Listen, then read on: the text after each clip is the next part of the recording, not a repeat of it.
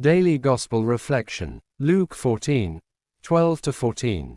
Tuesday of the 31st week A. November 7, 2023.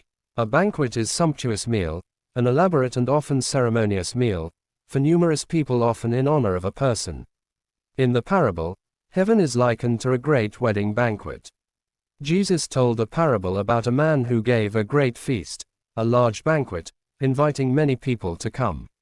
Normally, this was just the sort of occasion that people would be thrilled to attend, and be quite happy to be invited.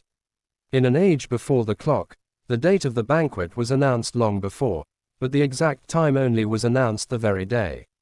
This means that many accepted the invitation when it was first given, yet when the actual time of the banquet came, they were of a different mind. The invitations to join the feast were only responded with excuses that has something to do with possessions and relations. The reactions to the outright rejection of invited guests were not only feelings of disappointment on the part of the host but also that of great humiliation and insult. To accept the invitation beforehand and then to refuse it when the day came was a grave insult.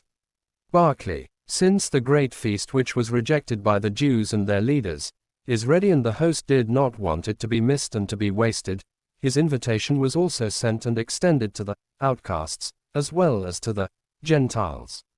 In this sense, the parable of the great banquet, Luke 14:15-24, was included in Luke's narrative as a means of explaining the inclusion of Gentiles in the present kingdom of God as God's response to Israel's refusal to enter. Jesus closes the parable in a curious way, almost as if he is voicing the words of the host himself. I tell you, not one of those men who were invited will get a taste of my banquet. Luke 14:24. It is a sentence that is filled with hurt and anger at rejection, at the same time a stern warning that a missed great banquet is a missed opportunity, a missed company, a missed target, a missed goal, a missed destiny forever.